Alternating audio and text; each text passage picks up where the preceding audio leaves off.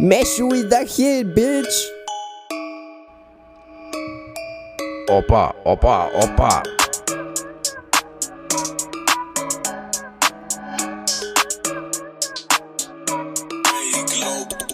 Пежо да карам, от живота съм на кан да търся офетички. Зимни гуми не разменям даже и в летни дни.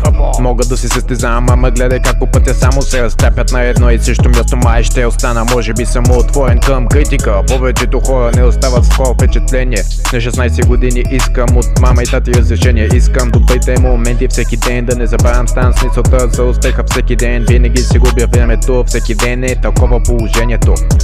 Искам да правя пари, ама не става цел. Живота номер едно е да мога да си купя колело за дълги разстояния, защото ми мръсна пеша да ходя пак до Lidl, да взимам круасанчета или протеинови хлебчета.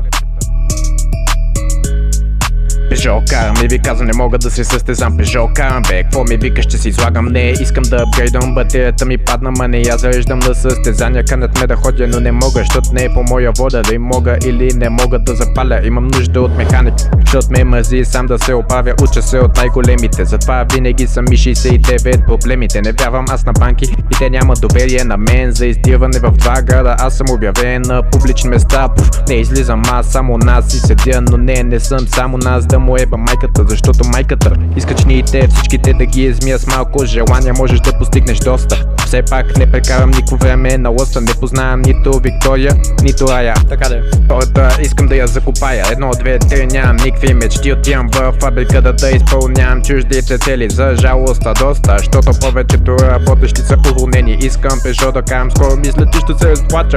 Искам Пежо да притежавам не само на заем, някой да ми го дава, голям ли съм? Ами може би да, това е метко или поне мисля така. Отивам до Макдоналдс за малко черна вода, тази цяла песен е една голяма пангомба.